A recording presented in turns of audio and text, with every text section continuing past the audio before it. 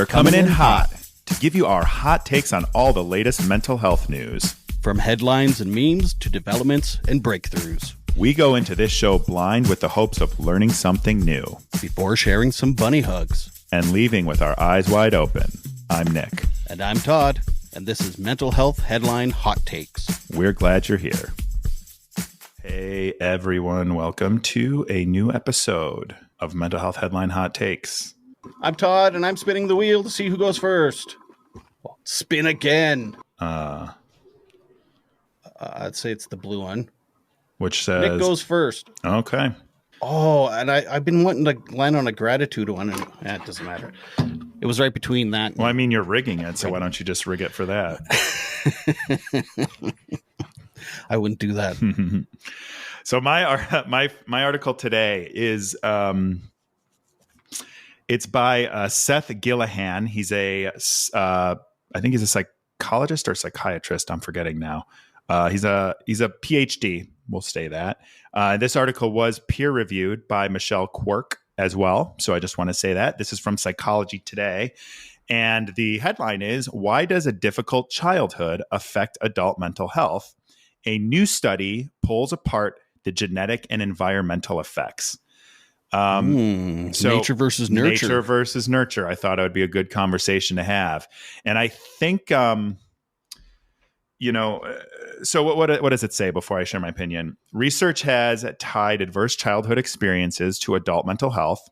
These studies were not conclusive since correlation does not equal causation, which is obviously true.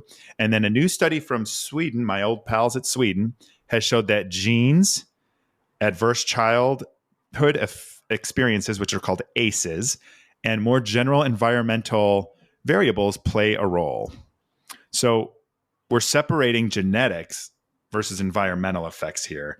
And it's showing that there's correlation between environmental effects and genetics, which I think is interesting because if you look at, and this isn't just mental health, I think this is diet, exercise, disease.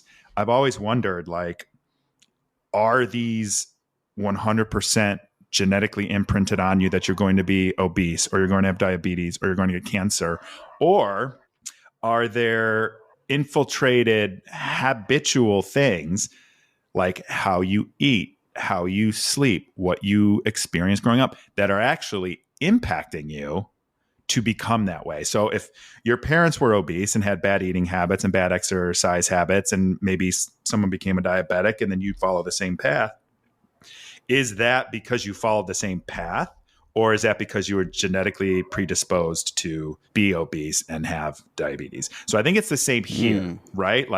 If you have mental health struggles or illness, is that inherently genetic, or was it the environment you grew up in, what your experience was with your parents or your caregivers, and what role do these things play? Now, I'd imagine there's probably a bit of both. Right. And it's possible that your genetics impact how you behave, which then could impact how you treat your children growing up. But I think it's something that we should explore. And I haven't in a long time, since probably maybe high school. I haven't thought that genetics were exclusively representative of people's health, both physical and mental. I've talked to some people on the podcast, and it's interesting because these are professionals and stuff, but no one really knows. It's pretty hard to say, and I'm sure every case is different too. So it's not one size fits all. But it sounds like some people have maybe a genetic predisposition to maybe become or to get a personality disorder. So we'll say a borderline personality disorder. It's just, you just need the right triggers and the right traumas to turn that switch on, I guess.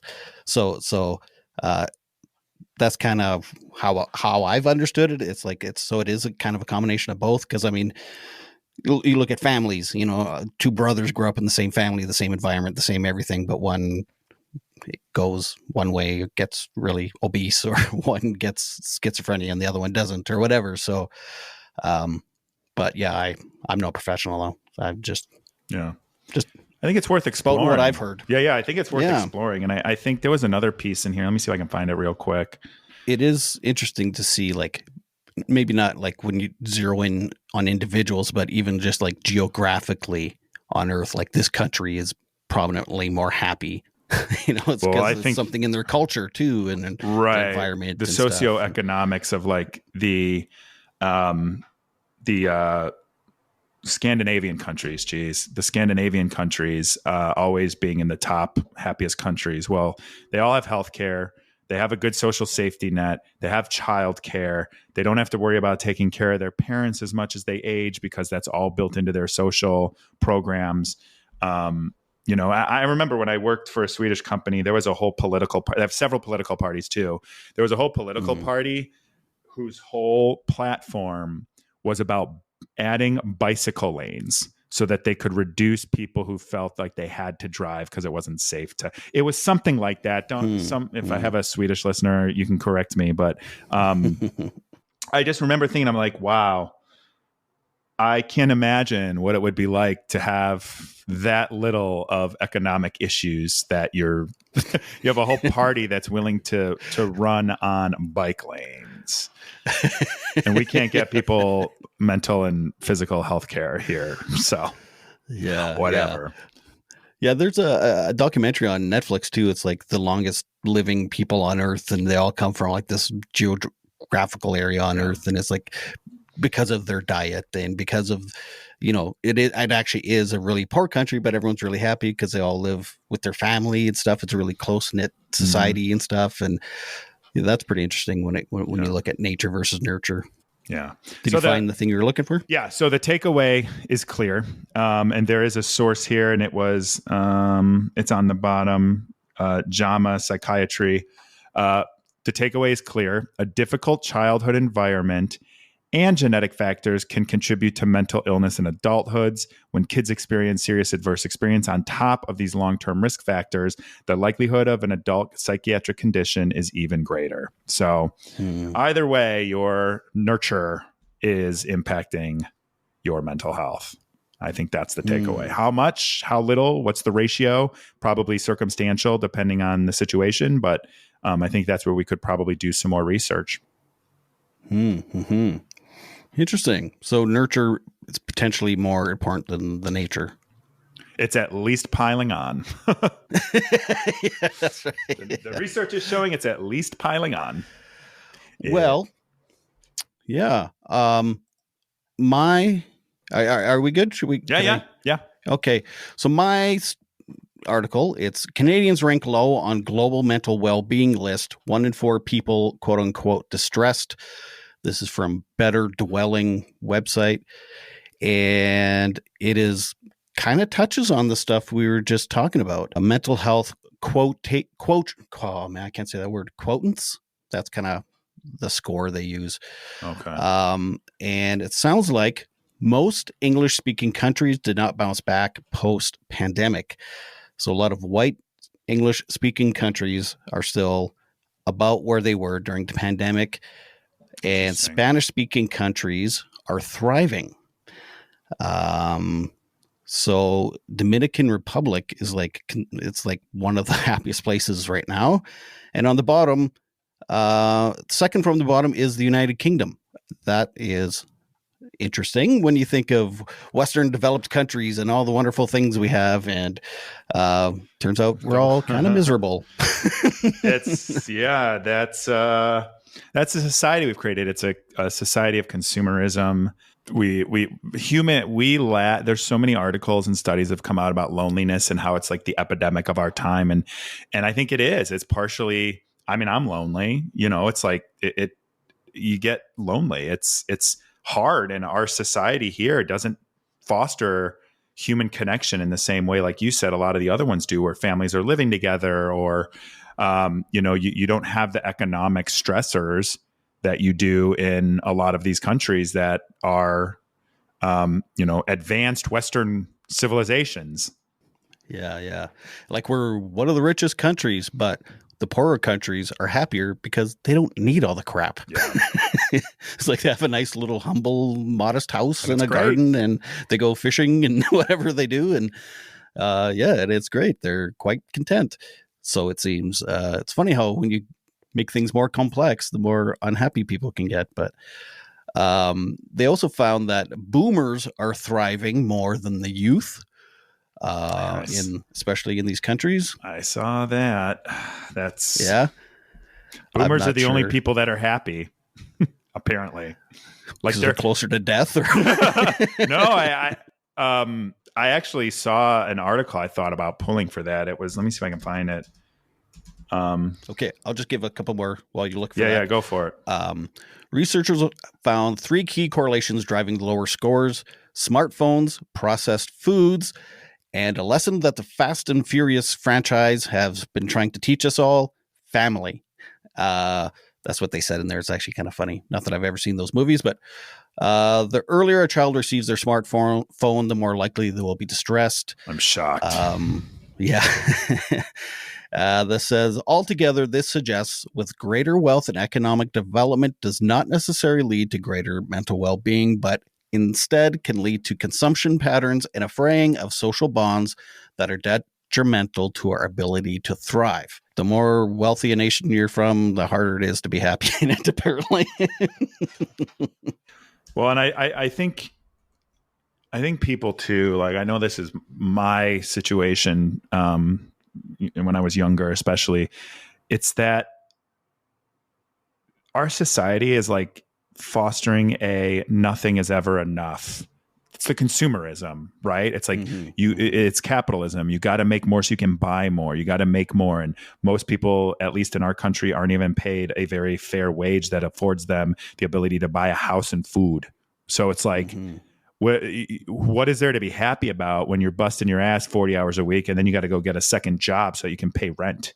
You know what I mean? I was just with my friend over the weekend, and she was like, I kind of want to sell my house, but my mortgage is cheaper than rent. And so I'm stuck. Wow. Yeah. And then interest rates are so high that it's not like she can sell her house and, use the equity to get a bigger house or something that's more suited for where she is. So she's stuck and, working 2 jobs. And this weekend was the first weekend she has had off the whole year. And so it's like, and that's just to get by. That's just to pay mortgage and raise her daughter. It's wild. Yeah, and she's not even around her daughter, raising her daughter, because she's having to work to pay for the daycare so that she can go to work. Exactly. Yeah. Well, her daughter's 21 now, but this has been a consistent feature of experience. Right. Yeah. And I know so many people that, like, for whatever reason, they get house poor. They have these amazing houses. They're like 25 years old and they have these brand new, beautiful houses. And I'm like, how the hell? I know what you do for a living. Like, how in the hell do you afford this? I wonder that too. And then, 5 years later, they're split up and everyone's broke now because no one can afford the house and all the trucks and skidoos and boats and all the fun things. And it's like, well, yeah. It's really disappointing. And I'm not going to lie. Like, I make decent money. I really do. And it's some more. Right. But at the same time, at what cost? I look at, but I look at people and I'm like, how do you have that big of a house? How do you go on all of these lavish vacations? Like, what's the secret I'm making? I don't even buy a lot of stuff. I'm like very aware of consumerism and I don't want to buy a lot of single stuff. Without kids. Well, like you add kids and then it's like, well, that's I can't even even imagine how people have kids. It's really, no, it sucks. It sucks. I can't. Well, I mean, I could send you some videos on how people have kids. Well, I know. I just don't know. I don't know how they fit it into their life. So it's crazy. Yeah. Well, I know my father-in-law, he's a real worrier, and he's like, I'm at the age where he's no longer worrying about me and my wife. He's like worried about my kids. It's like he's seeing the world as it is, and he's just like, how in the hell? Like, I I have to live as long as I can so that I can worry longer for them. But it's true. It's like in Canada right now, the housing prices are insane. Like young people can't buy a house. They just can't. And then like you said, and then you can't really rent either. But I don't know, maybe that's all right. Maybe you stick around with your parents forever and the family becomes tighter, and I don't know. You were looking for something. Did you find it? Oh yeah, it was in the workplace. It was boomers are like the only people that are happy in the workplace. That's what it was. And now that they don't care.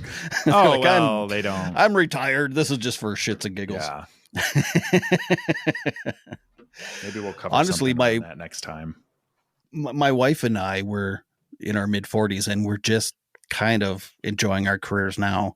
I mean, I'm starting from scratch doing the podcast and stuff, so I'm not enjoying it much because I'm not making much money, but our kids we're kind of becoming empty nesters and stuff, and it's like it's almost like we get a second chance at our careers and stuff. And so I could kind of see how maybe older people are happier because they don't have to worry about their kids and stuff as much. I think there's like the socioeconomic piece of it again, where you look at boomers who grew up before technology and always on, and they've made their money and they're the leaders and they're the managers, they're the decision makers. They've got all this money wrapped up in their houses and their property values. And millennials, and then like Gen Z is even worse off, but like millennials a lot of us can't buy houses. A lot of us are living paycheck to paycheck, and the dollar doesn't go as far as it used to. And so an accumulating savings isn't feasible for everybody else, despite maybe having higher salaries than what they did, the boomers did at their age. And that's stressful. It impacts my mental health all the time. Yeah.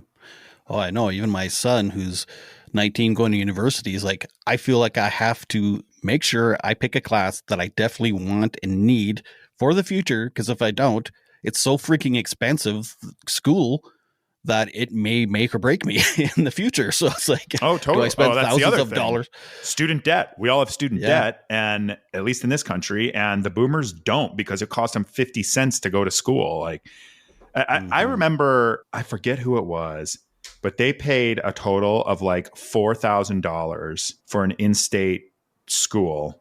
Not living, but like tuition for 4 years. That can't get you a class. Yeah. These days. I know. Depends on the school, but yeah, man. And then again, we talk about, not that we're pro, well, I guess I'm kind of pro Sweden and Norway and Scandinavia. Then you go to the EU and it's free education there, and you can bounce around from country to country and they'll accept you as a student for university. But they have a lot of things right. I mean, not everything, but I could see why boomers are more happy than the people that are poor. Not that boomers are rich, but you know what I'm saying. I mean, they have more net worth than millennials do. So, well, what do we do about that? What's our solution? Tax them. Tax the old. Tax the people that have the money that they're hoarding it. That's what it's all about. Oh boy. See, we did it again. Now I'm all depressed. I thought this wasn't too depressing today. It's not too depressing, I guess, but it always boils down to finances. It does. I mean, that's the reality, though. There's nothing that impacts people's mental health, I don't think, more than their economic situation. It's like, if you didn't imagine not knowing where your next meal was coming from. And this is how I grew up. Like, we didn't always know where our next meal was coming from. So imagine that feeling like shit already. And then you've got like the basic human needs of your life that you can't meet. Right. Or you work in 2 jobs just to keep the lights on. But then you brag that you're the wealthiest country in the world or whatever. It's like, we are the United States is the wealthiest country the world's ever seen, and we can do better. Yeah. Wealthier doesn't mean happier. No, it doesn't. Yeah. Well, that's another one. Yep. Another one in the books. Thanks, buddy. Yeah. Thanks to everyone who's listening. I don't know if we learned anything or not, or we just bitched some. But, no, I think we had some productive conversation. Yeah, I do too. Yeah, I'm just being facetious. Yeah. But yes, again, if you have any topics or any articles that you want us to take a look at, feel free to send it to us. And make sure to watch and listen to Eyes Wide Open with Nick. And you say it, Nick. Oh, Bunny Hugs and Mental Health with Todd. And those links are in the show notes wherever you are listening. Yes, and pet your doggy. I can hear him barking. Is that you can? Yeah. I can't even hear him. That's weird. The noise canceling must be really working. All right. Till next time. Bye, guys. This has been our mental health headline hot takes. We're so glad you came. Remember, when you heal yourself, you heal the world. Be sure to like this video, leave comments, and suggest articles for future episodes. Hit subscribe to Eyes Wide Open and Bunny Hugs and Mental Health.